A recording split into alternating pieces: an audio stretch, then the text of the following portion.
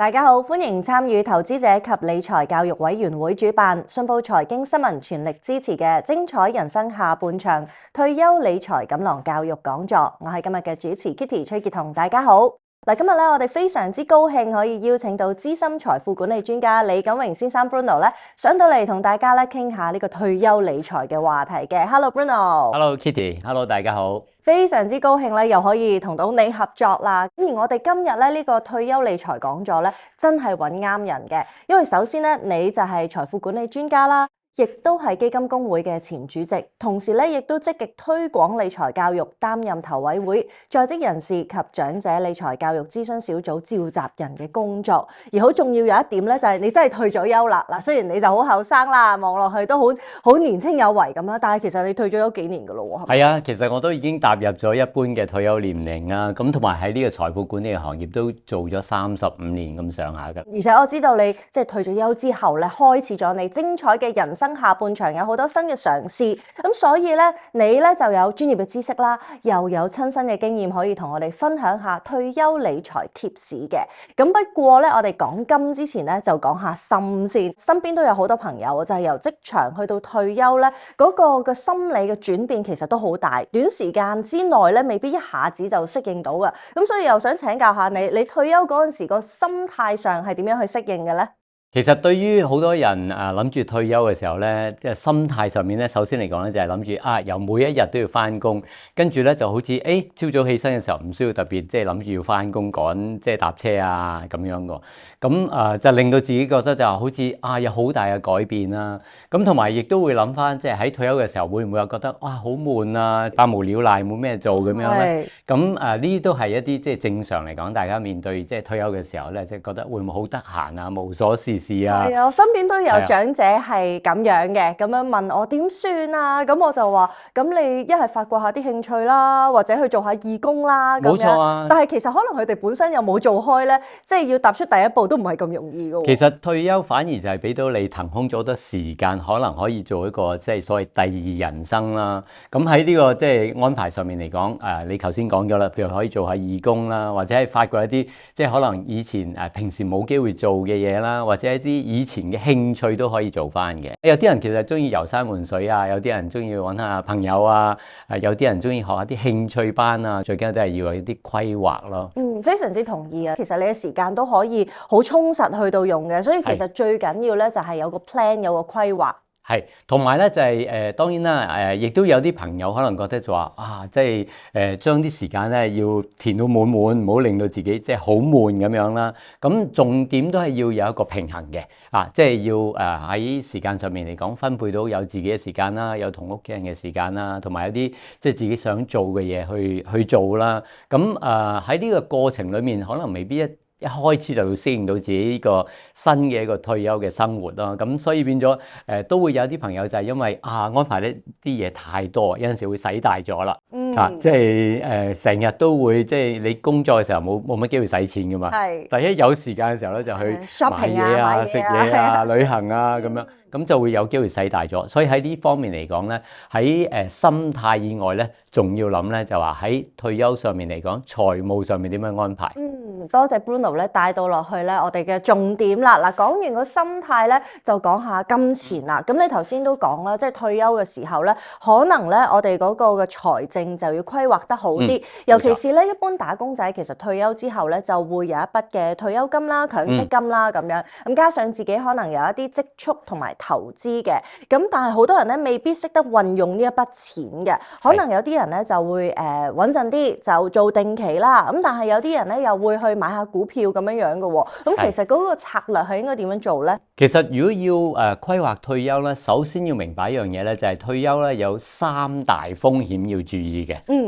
咁3大風險咧，首先嚟講咧，第一個風險或者一個挑戰咧，就係一個即係長壽嘅一個風險啦。咁因為始終長壽都算係一個風險。係啊，冇錯啊，因為即係嗱，首先香港人咧就非常之長壽嘅，即係喺全世界嚟講係屬於一個即係最長壽嘅城市啦。咁喺呢個長壽嘅意思即係話，當一個退休嘅年齡咧達到譬如60啊、65歲嘅時候，咁你諗下喎，即係平均嘅香港人嘅人均壽命可能去到80幾啦。咁所以如果你退休之後，可能會仲有20-30年嘅時間咧，係要用你儲翻嚟嘅錢嚟到去支持你嘅退休之後嘅生活。咁呢個咁樣嘅有關嘅長壽嘅風險咧，就特別要注意啦。係啊，講得冇錯，即係80歲、90歲咧，呢啲都時有發生噶嘛，我哋真係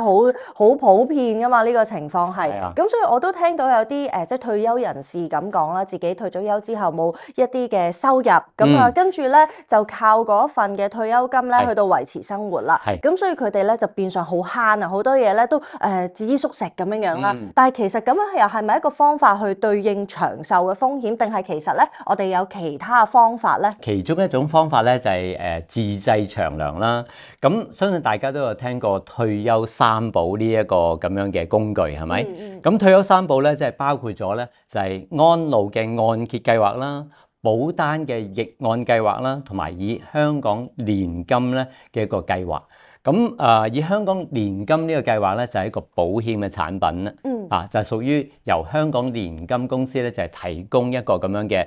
現金流啦，俾大家咧就係可以作為一個退休之後每月嘅一個年金嘅收入嘅。咁而安老按揭咧同埋保單逆按咧就係屬於咧一啲借貸嘅工具。咁即係話將你本身有嘅一啲資產包括咗樓啦，係變為一個逆按啦。咁然之後借貸，咁然之後俾翻現金流。如果係保單逆按咧，就係將你已經供完咗嘅保單咧嚟到俾翻一個現金流嚟嘅。咁呢個就係屬於係一個終身嘅安排啦，即係終身都有呢個咁嘅現金流啦。咁基本上嚟講咧，呢個退休三寶咧都係由外匯基金咧所全資擁有，係幫助咗香港嘅市民咧係提供到呢個退休好好嘅安排嘅。咁即是話咧，其實如果有樓嘅話，就可以考慮做呢個安老按揭啦。如果有人壽保單咧，就可以做呢一個保單嘅逆按。咁而香港年金咧就最簡單啦，有錢就可以買到啦。可唔可以講多少少咧關於呢個香港年金？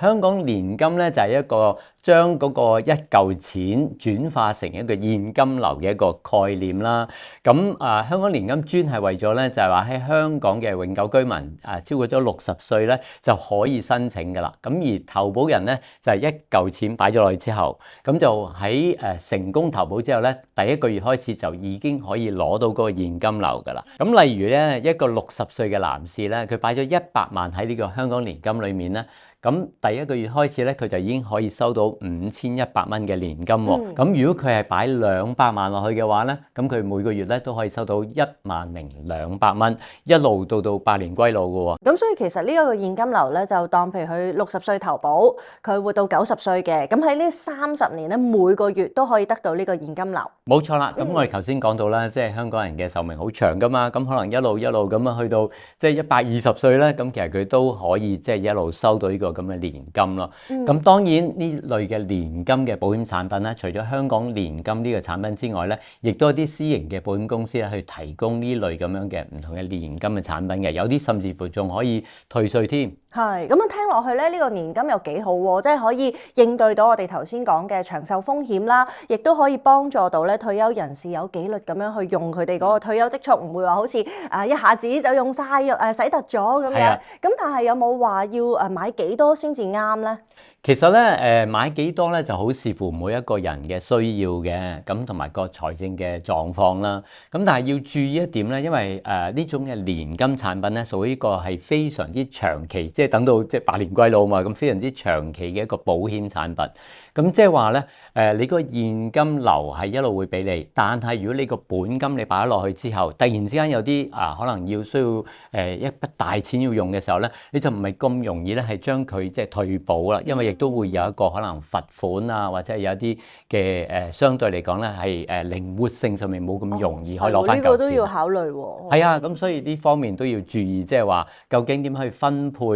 即係幾多係擺喺年金裏面啊，或者幾多擺喺第二啲嘅工具裏面咧，都要有一個即係規劃喺度。咁但係就最重要咧，就話即係呢個可能係可以係其中一部分，但係就唔好擺晒全部就喺一個即係長期嘅年金嗰度咯。同意啊，咁所以其實就真係要睇翻翻自己個人嘅需要，咁啊睇翻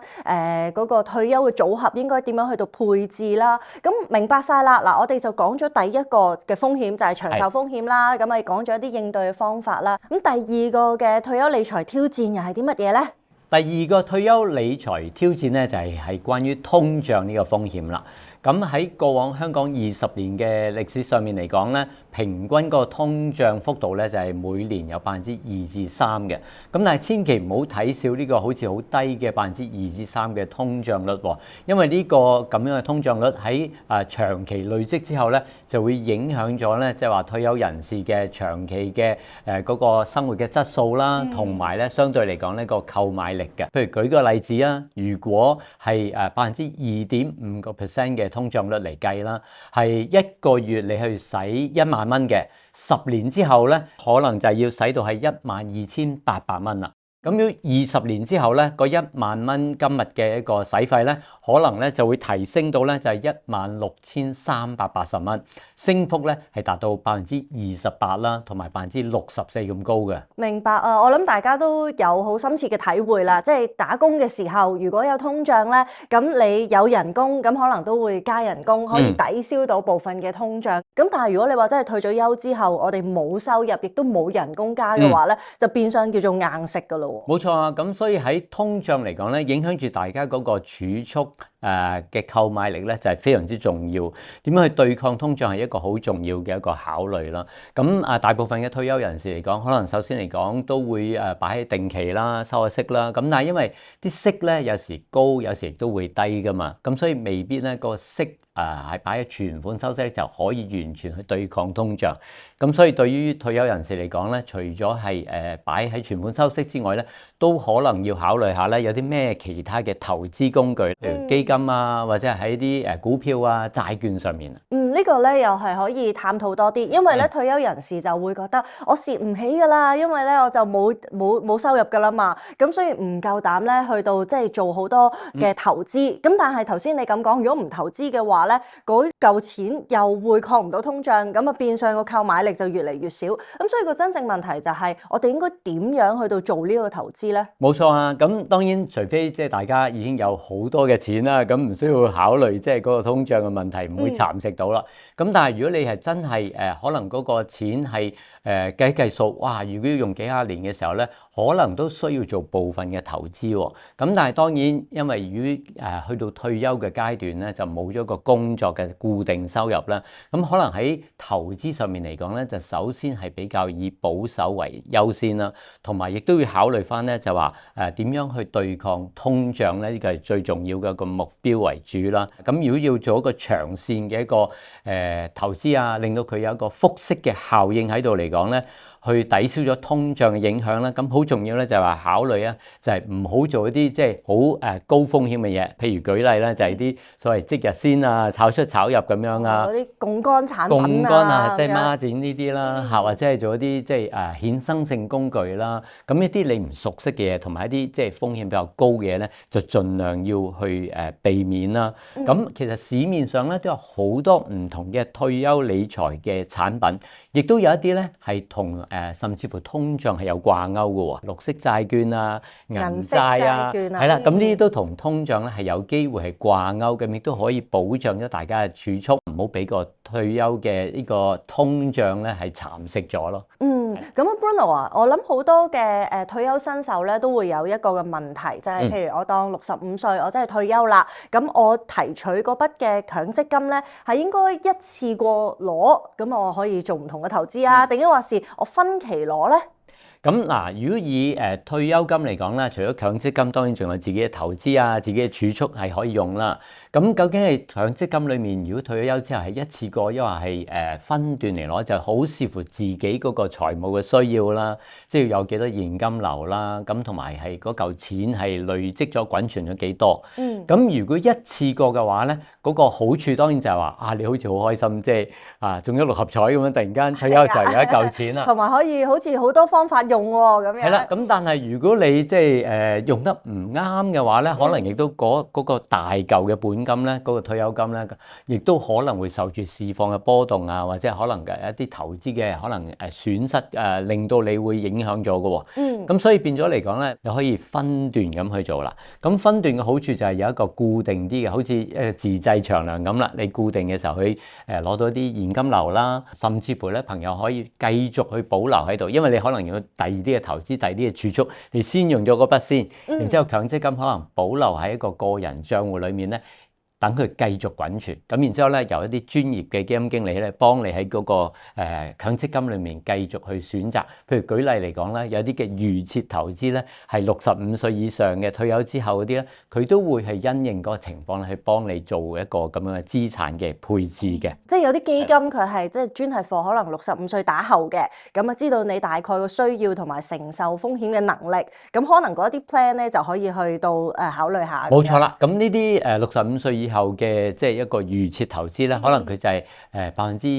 20%左右咧，就擺喺啲即係波動性比較高嘅股票類型嘅工具啦。咁然之後大部分咧，可能去到80%咧，就擺啲固定收益嘅債券類型嘅工具。咁係投資全世界環球市場咧，幫你做一個分散投資。嗱，咁我知道咧，好多嘅退休人士，頭先你講到啦，就都係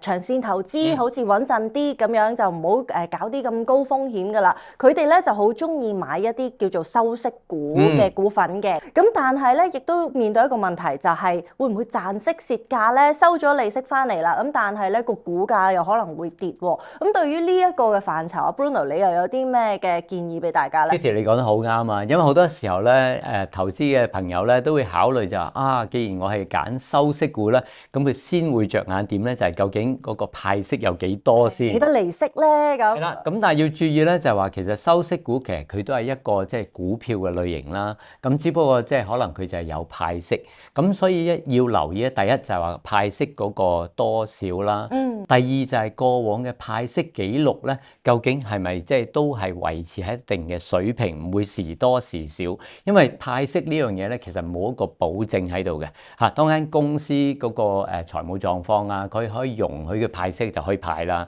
咁但係即係呢個唔係一個保證嘅嚇。咁所以變咗最終咧都係要睇翻公司佢嘅財務狀況啦，係咪穩健啦，同埋間公司本身嚟講咧，佢嘅收入喺個來源方面咧，會唔會受住個經濟周期影響啊，同埋個行業周期影響？咁呢啲都係好重要嘅，千祈就唔好話淨係掛住即係買啲高息嘅派息股，咁然之後咧就有機會咧就賺咗息就蝕咗價咁樣。所以咧揀呢啲高息股嘅股份咧都要做足功課係嘛？冇錯啊，都要考慮翻即係公司嘅一個運作啦，佢嘅前景啦，同埋去選擇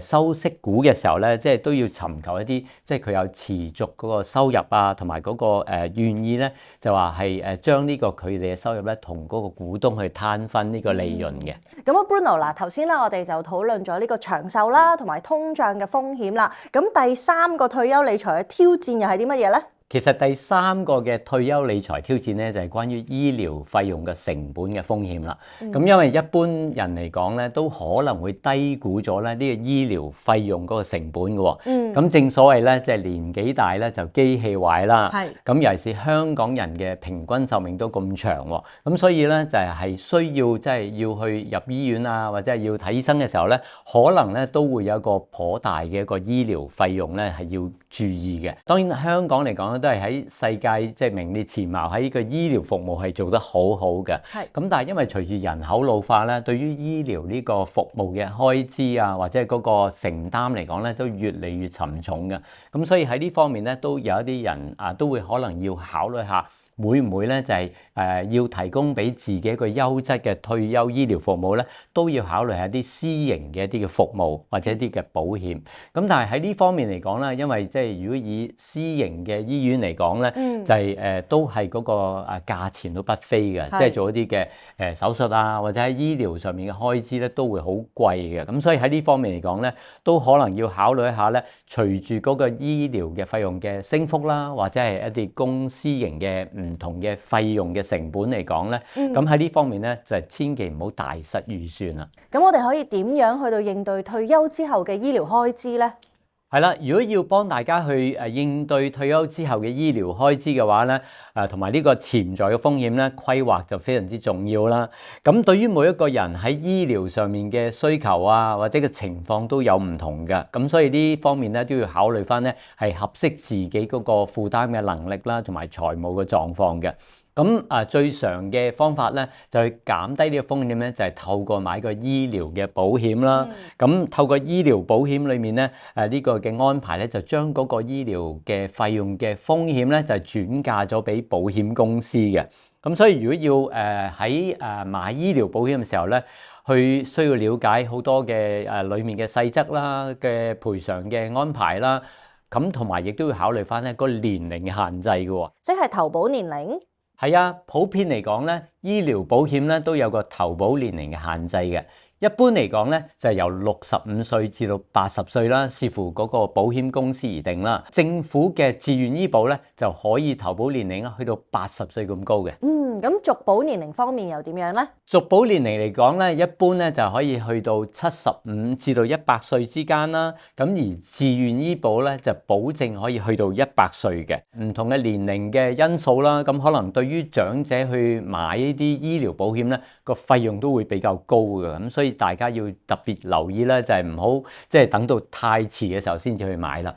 嗱，咁講到退休之後嘅醫療開支咁重要啦，我相信咧就唔係淨係買醫療保險一樣嘢就夠保障嘅，仲有啲咩 tips 俾我哋咧 Bruno？ 嗱，咁當然啦，即係醫療保險就係其中一方面啦，咁自己都要有啲儲備啦。咁另外咧，亦都有啲慳錢嘅方法嘅喎。係。咁例如咧，就係有啲朋友佢去揀選一啲醫療保險嘅時候咧，佢都可以去選擇咧有一啲嘅所謂嘅墊底費嘅。個墊底費意思即係話每一年即係投嗰幾多錢咧，呢個墊底費以內咧就係自己銀荷包俾咗先嘅。咁超過咗呢個墊底費嘅銀碼咧，咁就由保險公司去負責啦。咁呢啲方法都可以咧，令到大家咧喺嗰個保險嘅費用裏面咧，就係減低翻少少嘅。